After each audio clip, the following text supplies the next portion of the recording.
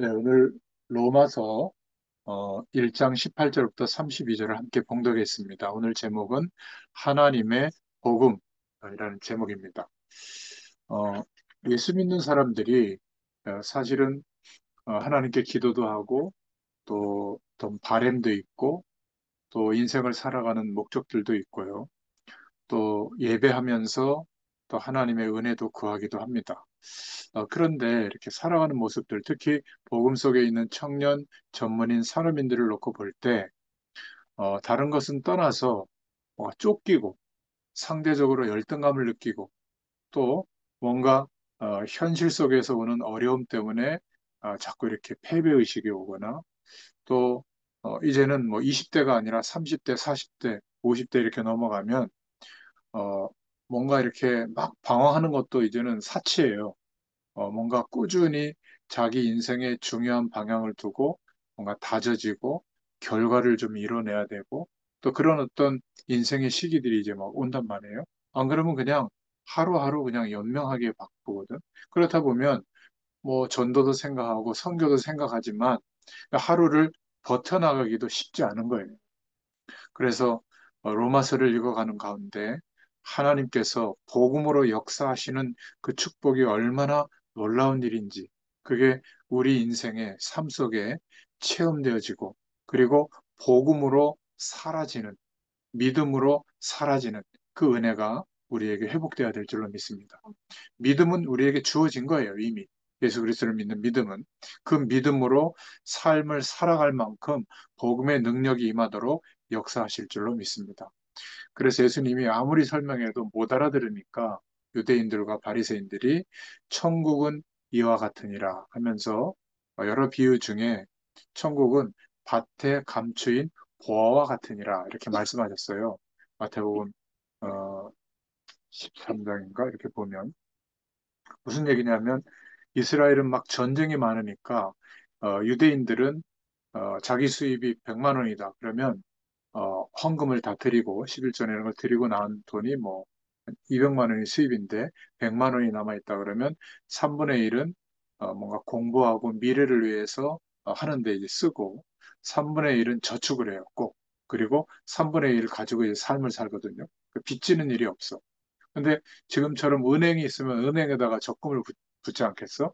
근데 은행이 그때는 없다 보니까 보석이나 보물을 사가지고 금은보화를 사가지고 이렇게 창고 같은 걸 만들어서 거기다 계속 모아둔 거예요. 평생 먹고도 살 만한 돈이 모아지는 거지, 보석들이. 근데 집안에 두면 도둑이 들거나 강도당할 위험이 있으니까 어떤 산이라든지 아니면 자기 소유의 땅 밑에다가 반 밑에다가 창고를 조그맣게 만들어서 거기에 계속 모아둔 거예요. 근데 그거를 자녀들에게 얘기 안 해주면 그 주인이 죽고 나면 모르는 거야, 아무도. 그 자녀들은 뭐 삶이 힘드니까 밭을 팔았겠지. 그러면 다른 사람이 그 밭을 샀는데 그 사람도 모르는 거야. 그리고 이스라엘은 막 그 주변 강대국들에 의해서 침탈을 많이 당했기 때문에 항상 포로로 끌려가거나 노예로 끌려갔다가 돌아오면 좋은데 그 주인이 못 돌아오는 거야. 그러면 밭에 주인이 없으니까 또 친척들이 이렇게 사고 팔겠죠. 그러니까 지금 밭을 좀 사는 사람들은 돈이 있으니까 직접 나가서 일을 하지 않고 이제 일꾼, 소장농을 사가지고 이제 품삯을 주고 일을 시킨단 말이지. 근데 일꾼이 밭을 성실히 갈다 보니까 뭐가 있는 거야. 봤더니 그 보화가 가득한 창고가 밭에 뭉쳐 있는 거지. 그래서 그때 이스라엘의 법은 그런 일들이 자주 있다 보니까 어떤 사람도 그 밭 주인의 허락을 받지 않고 돌 하나라도 가져가면 법의 처벌을 받게 되어 있어. 그러니까 밭의 주인이 바뀌어도 그 보물은 바뀐 소유주, 그 주인 것이거든. 그럼 그 일꾼은 어, 자기가 보화를 발견한 거 주인도 몰라. 그러면 작전을 짜겠지. 그래가지고 어, 한 10,000원짜리 밭인데 평당 제가 밭을 갈다 보니까 너무 마음에 들고 일하기도 좋아서 혹시 저한테 팔 의향이 없습니까? 너무 적극적으로 이야기하면 수상하게 생각하니까 약간 얘기하다가 안 팔겠지, 뭐 밭주인이. 그럼 제가 2만 원 쳐드리겠습니다. 근데 그 밭이 뭐 돌짝밭이나 이런 거 같으면 별로 가치가 없는데 2배를 준다고 하니까 저 바보 아니야? 돈을 좀 100개 먹어야지. 뭐 악독한 주인 같으면 그러겠지. 그래서 안 팔다고 하다가 제가 요번에 소유를 다 팔아서 집 같은 것도 팔아서 꼭 이 밭을 살려고 하니까 제발 좀 저한테 넘기시라 해가지고 5만 원을 줬어. 그러면 아이 저 바보 같은 놈 하고 밭을 팔았단 말이야. 그러면 그 일꾼은 자기 소유가 됐으니까 보물도 자기 것이 됐겠지. 그러니까 성경에 뭐라고 말하면 돌아가서 기뻐하여 자기 소유의 모든 것을 팔아서 밭을 샀느니라. 천국은 이와 같으니라. 그러니까 예수 믿는 사람들이 왜 힘들까? 예수 믿는 사람들의 갈등이 많고 특히 보험 가진 청년 전문인 사람들이 세상 가운데서 똑같이 경쟁하고 생존하기 위해서 살아가는 것 뿐이라면 아직 뭔가를 발견하지 못한 거예요. 예수 믿고 나서도 내가 어려움을 좀 도와주시겠지. 문제를 해결해 주시겠지. 마음을 좀 편안하게 해주시겠지. 이 정도 영역인 거지. 그러니까 자기의 모든 소유를 팔아서 그 밭을 살 만한 발견이 아직 안 돼 있을 수도 있는 거예요. 만약 그 발견이 됐다면 예수님을 나의 그리스도로 나의 왕으로 고백할 때마다 천국의 주인은 주님이시거든. 그러니까 나의 왕으로 임하실 때 천국 배경이 실제로 임하는 거예요. 이거는 눈에 보이지 않는 축복들이기 때문에 믿음을 선택하고 나의 어떤 것보다도 예수 그리스도를 믿는 믿음 안에서 하나님이 보장하신 하나님 나라의 배경이 내게 임해 있구나. 그것을 구할 때 어떨 때는 뭐 열심히 구할 수도 있고 적게 구할 수도 있겠지만 그런 종교적 행위와 열심과 관계없이 믿고 구하면 하나님이 허락하시고 체험되게 하시고 만약 이 발견이 되면 이 축복을 경험하게 되면 이제 바뀌게 되는 거지. 예전에 일꾼은 뭐냐면 주인이 저녁까지 일을 시키네.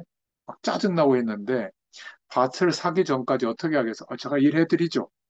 혹시 잘리면 어떻게 그 밭을 사야 되는데. 밭을 사고 나서는 다른 주인하고 다른 거야. 보통은 뭐 감자를 심었다 그러면 막 비가 이렇게 많이 오거나 아니면 막 날씨가 너무 더우면 어, 감자 수확이 잘 안 되니까 올해는 뭘 먹고 살지? 이런 걱정을 안 하게 되는 거지. 왜? 보화를 소유하고 있는 사람이거든.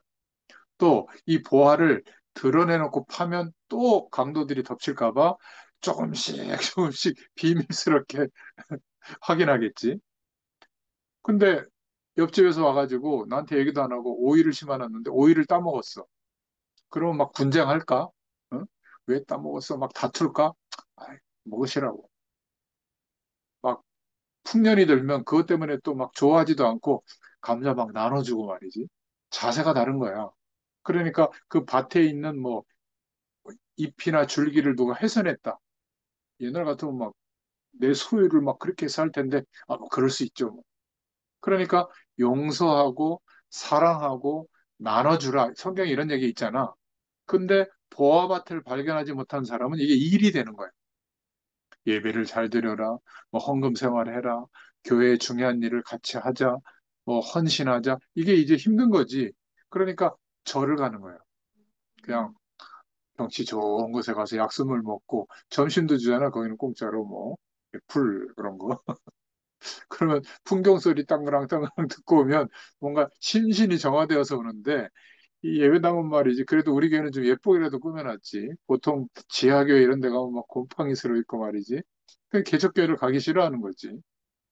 그러다 보니까 예수 믿는데도 불구하고 이 자기의 모든 소유를 팔을 정도로, 그래서 그것을 살 정도로 기쁨이 발견됐다면 다른 시작이 되는 거예요.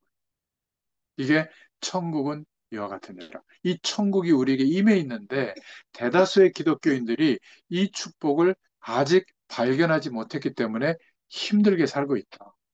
자, 그런 배경 속에서 오늘 로마서를 볼 텐데 지금 이 로마서는 언제 기록했냐면 바울이 로마 감옥에 갇혀 있을 때 로마 교회 원래 가서 복음을 증거하고 함께 전도 운동하고 선교 운동하려고 했는데 감옥에 갇혀 있으니까 못 간 거야. 그래서 대신 편지를 써서 보낸 거지. 그 처음에 편지의 내용이 로마서 1장에 나오는 거예요. 오늘 읽었던 본문이지. 그래서 로마 교회에 대한 바울의 편지로 로마 교회에 대한 인사말로 바울이 말하고자 하는 복음에 대해서 가장 강조하고 있는 내용이 1장에 좀 많이 나와요. 내용을 좀 보자면 1장 1절에 보니까 예수 그리스도의 종 바울은 사도로 부르심을 받아 하나님의 복음을 위하여 택정함을 입었으니 이렇게 말하고 있어요.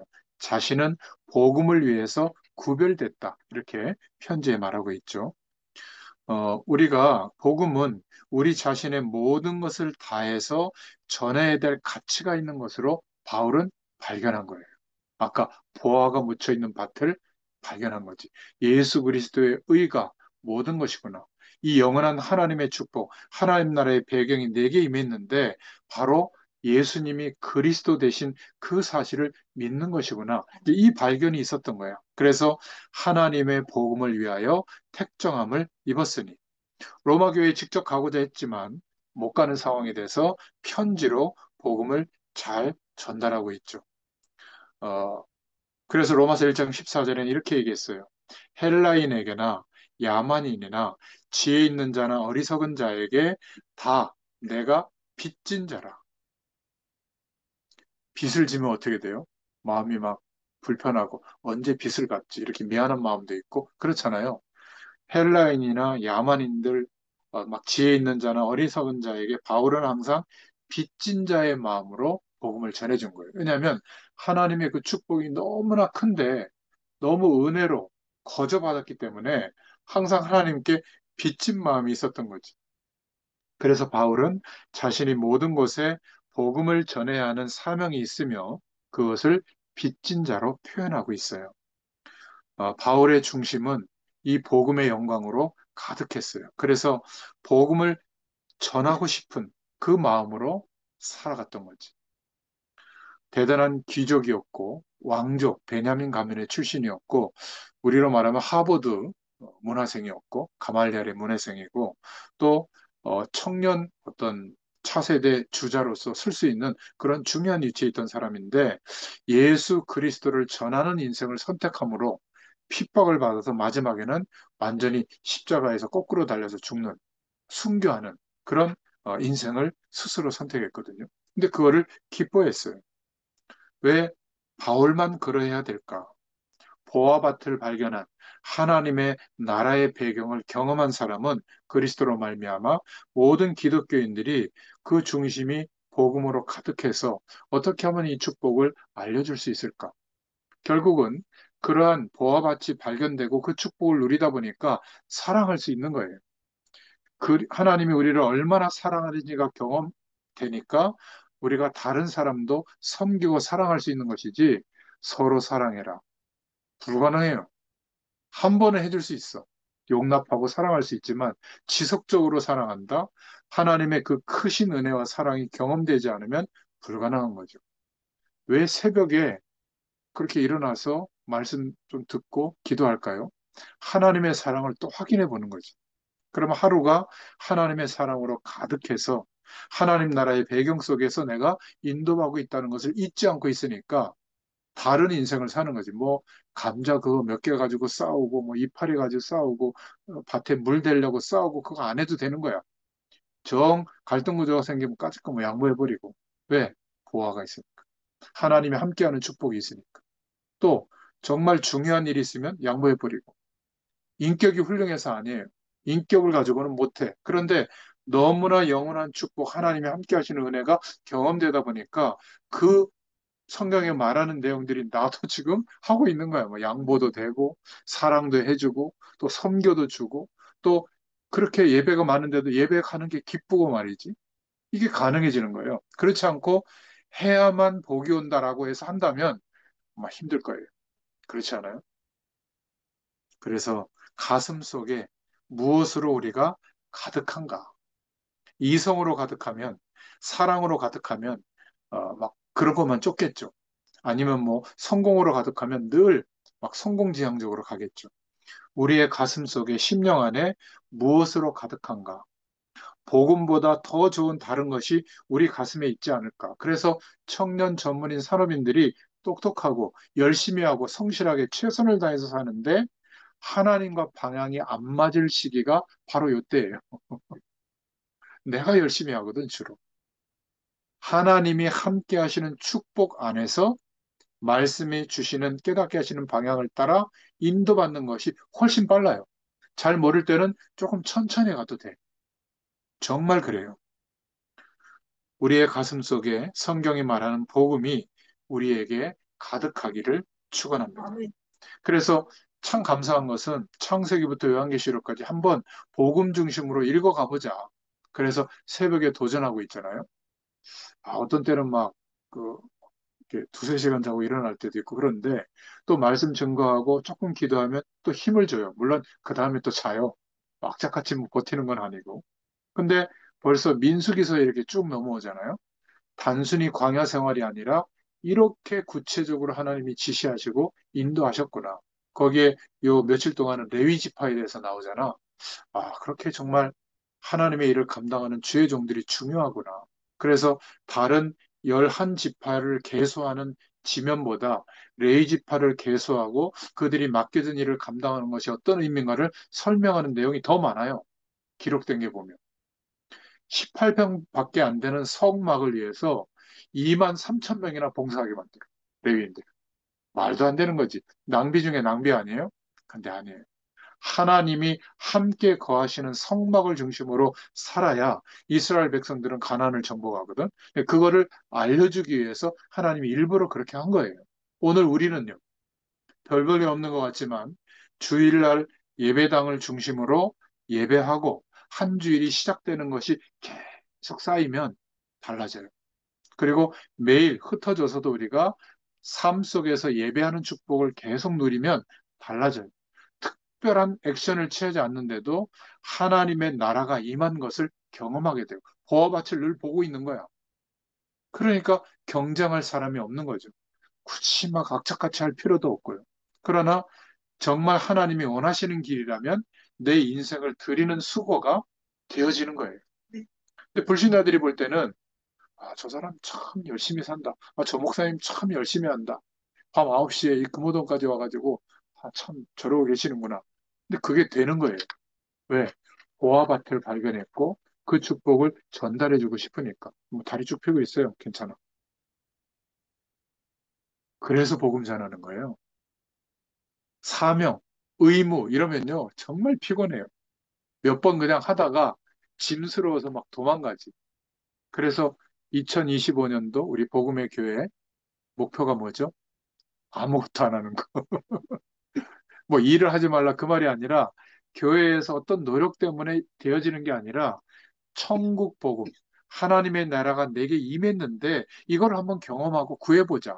하나님이 정말 역사하시는 축복을 경험한다면 평생 바뀌어요. 평생 문제 없어요. 괜찮아요. 어떤 것도 괜찮아요. 그런 은혜가 임하게 될 줄로 믿습니다. 자, 그렇다면 두 번째로 복음이란 무엇인가? 로마서 1장 2절에 이 복음은 하나님이 선지자들을 통하여 그의 아들에 관하여 성경에 미리 약속한 것이 복음이다. 바울이 그렇게 말했어요. 복음은 새로운 것이 아니라 오래전부터 성경에 기록되어 있던 말씀이다. 그래서 복음의 핵심은 그의 아들이다. 이렇게 말하고 있어요. 하나님의 외아들 예수 그리스도를 말하는 거죠.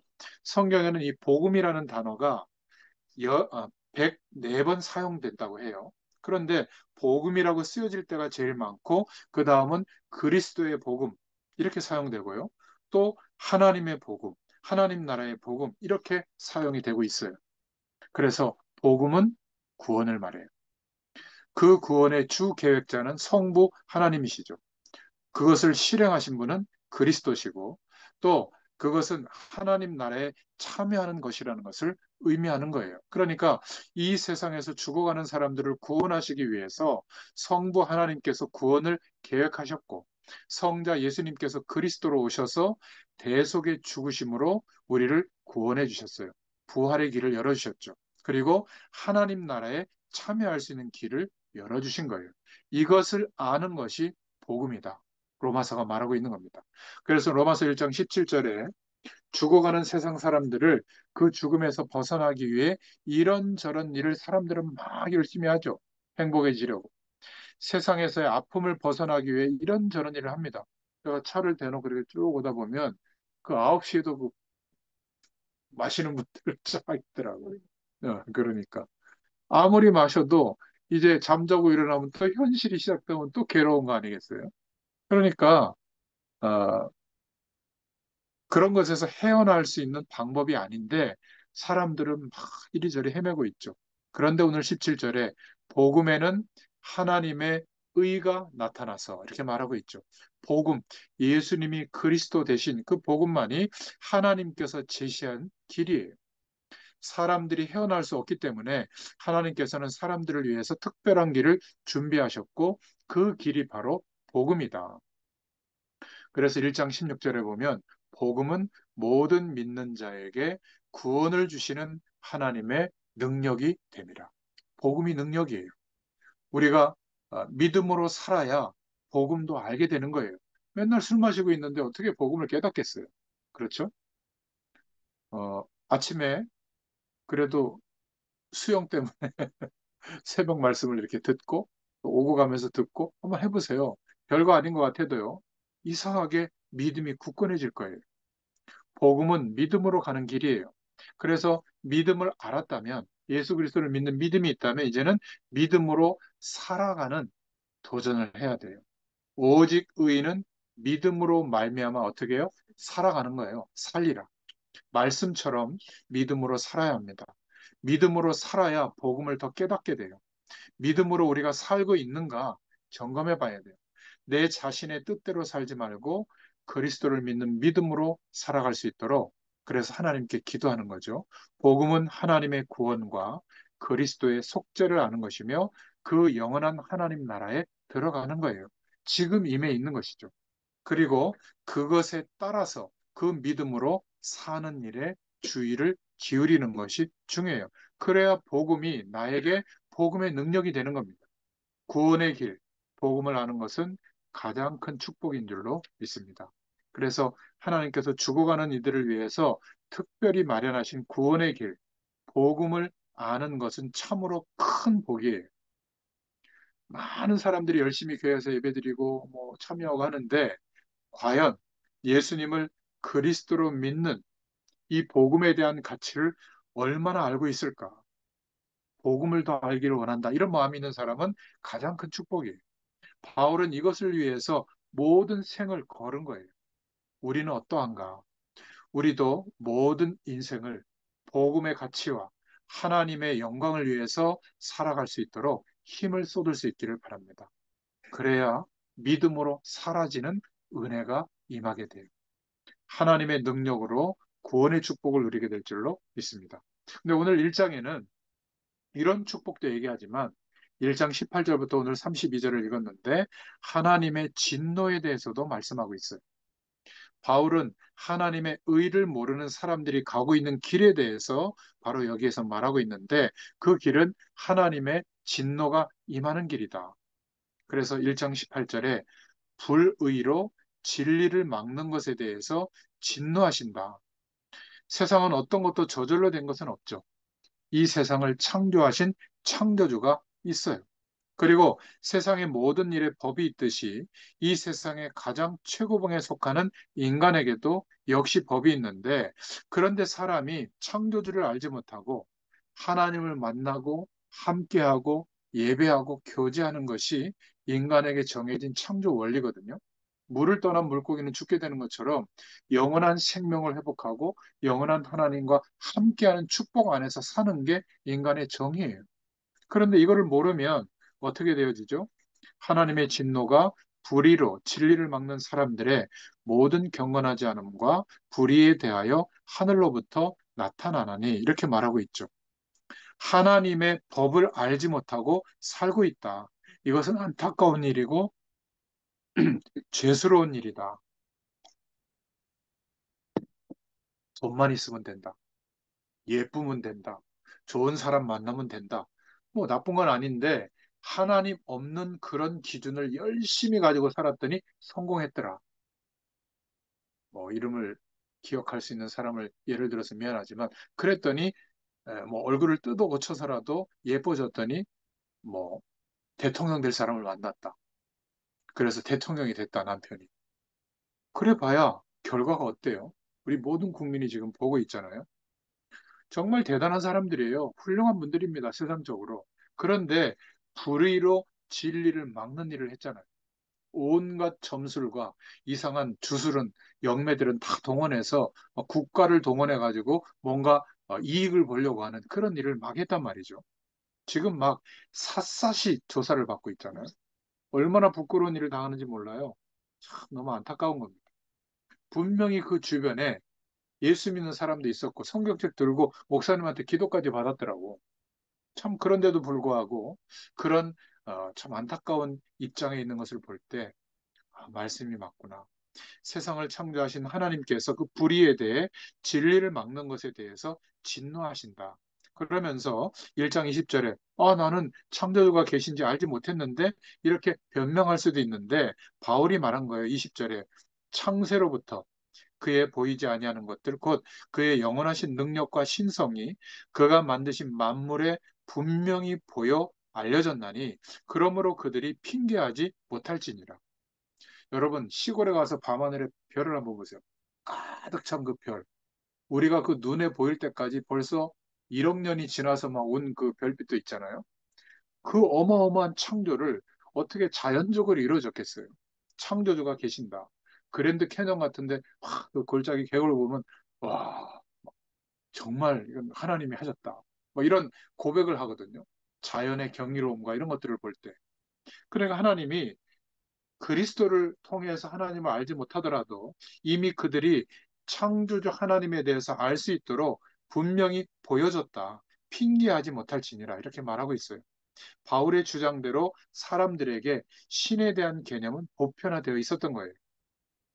거의 대부분의 사람들이 신에 대한 막연한 개념을 가지고 있었는데 중요한 것은 자기 자신을 포함해서 자연 만물을 볼 때 더욱더 신에 대해서 강하게 갖게 되어 있거든요. 그래서 인간이 가장 진실하면 연약함을 느끼게 돼 있어요.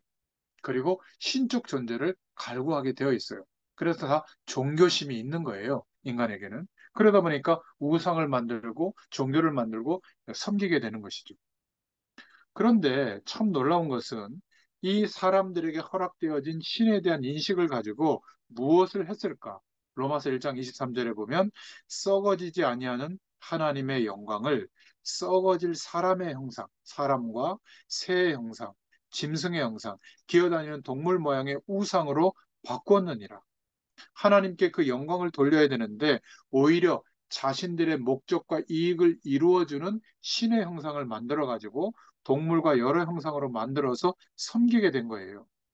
너무 희한하지 않아요?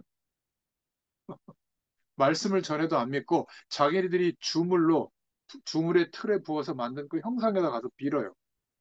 그런데 신기한 거는 거기에서 능력이 나타나요. 그게 귀신의 역사거든요.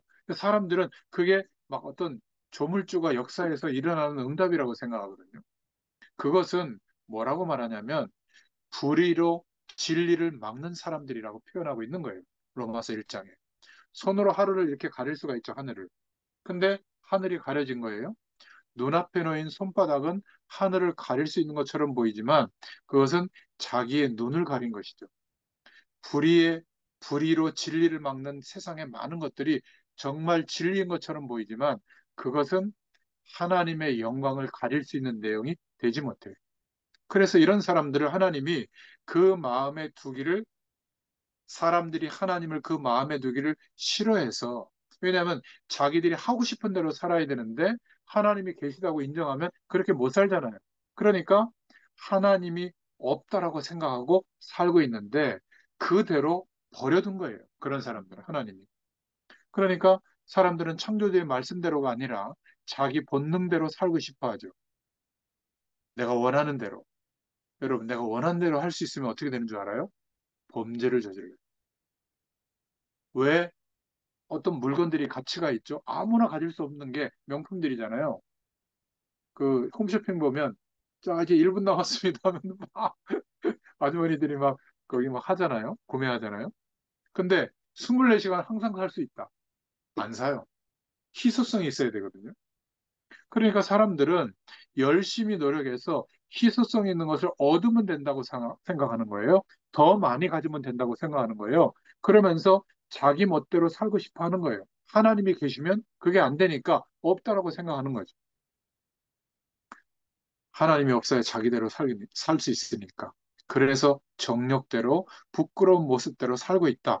그래서 28절부터 31절에 보면 합당하지 못한 인생의 모습이 나오죠. 28절부터 31절에 그들이 마음에 하나님 두기를 싫어하며 하나님께서 그들을 그 상실한 마음대로 내버려 두신 거예요. 그러니까 합당치 못한 일을 하는 거예요. 곧 모든 불의, 추악, 탐욕, 악의가 가득한 자에 쭉 아까 읽었잖아요. 그런 삶을 살게 되는 거예요. 매우 길게 합당하지 못한 인생의 모습이 나열되고 있죠. 그 인생은 하나님이 없다라고 생각하는 마음에서 결과적으로 나오는 것인데 그 상실한 마음은 시험에 빠진 마음이고 무가치한 마음이에요. 그들은 시험에 빠져서 죄 가운데 있는 사람들이죠. 무가치한 일로 가득한 삶을 살고 있는 거예요. 너무 안타깝지 않습니까? 이 인생들이 보이면 기도하게 돼요. 이 인생들이 보이는데 나는 날마다 가득한 보화, 하나님 나라의 축복이 경험되잖아요. 그럼 어떻게 살아갈까요? 양보해요. 아, 조금 당신이 하세요. 이렇게 돼요. 왜? 이렇게라도 좀 잠깐이나마 좀 만족하고 그렇게 할 수밖에 없어요. 근데 내가 악착같이 막 경쟁해서 이겨가지고 그 이익을 내가 다 가져오려고 제가 볼 때는 아직 보아바트를 보지 못한 사람이에요. 예수 믿는 사람 중. 다른 사람을 막 업신여기는 사람이 있거든요. 복음을 좀 안다고. 아직 보아바트를 발견하지 못한 거예요. 어떻게 하면 이 보아바트를 알려줄 수 있을까? 저 사람에게도 이 축복이 있는데 말이죠. 혹시 상실한 마음으로 인생을 살고 있지 않습니까? 보험 가진 청년 전문인 여러분들이, 산업인들이 정말 현장에서 열심히 사는데 마음은 상실돼 있고, 마음은 힘들어하고 있고, 막 스트레스 받고 있고, 쫓기고 있고, 내가 어디로 인생의 종착점이 어딘지는 모르고 생존해야 되니까 막연히 살고 있지는 않는가. 하루하루를 그냥 막 떠밀려 가고 있지는 않는가. 여러분, 말씀으로 승리할 수 있기를 바랍니다. 세상의 시련과 유혹에 넘어져서 자기를 보호하기 위해서 자기 멋대로 행하고 이웃을 미워하고 살고 있지는 않는가. 그것이 마치 기득권을 갖는 것처럼 정상적인 삶인 것처럼 많은 사람들이 그 길로 가고 있거든요. 여러분, 세상에 법을 세우신 하나님께서 그 법대로 집행할 때가 온다. 오늘 말씀하고 있는 거예요. 천지를 창조하신 하나님의 진노가 있는 겁니다. 세상에 법을 세우신 하나님께서 그 법대로 집행할 때가 올 것이다. 마치 창조주도 없고 세상에 법도 없듯이 자기가 그냥 원하는 대로 막 본능대로 살아서는 안 돼요. 이제 정신을 차려야 됩니다. 세상에 힘든 일을 겪을 때마다 넘어지며 더욱더 악한 마음을 갖게 되는 것이 아니라 세상에서 살면 살수록 더욱더 영적으로 깨어나서 선하며 하나님을 향한 삶이 되도록 믿음을 선택할 수 있기를 축원합니다. 오늘 로마서 1장의 말씀은 바울의 그 중심이 로마 교회의 편지로 전달되고 있는 겁니다. 하나님의 복음이 우리에게 갈수록 커지기를 간절히 축원합니다. 하나님 감사합니다. 복음 속에 있는 청년 전문인 산업인들에게 그 보아바트를 발견한 일꾼들과 같이 하나님 나라의 축복을 체험하고 누리게 하셔서 우리의 모든 삶 가운데 증인의 자리에 서게 되도록 역사하여 주시옵소서. 감사드리며 예수님의 이름으로 간절히 축복하옵고 기도하옵나이다. 아멘. 감사합니다.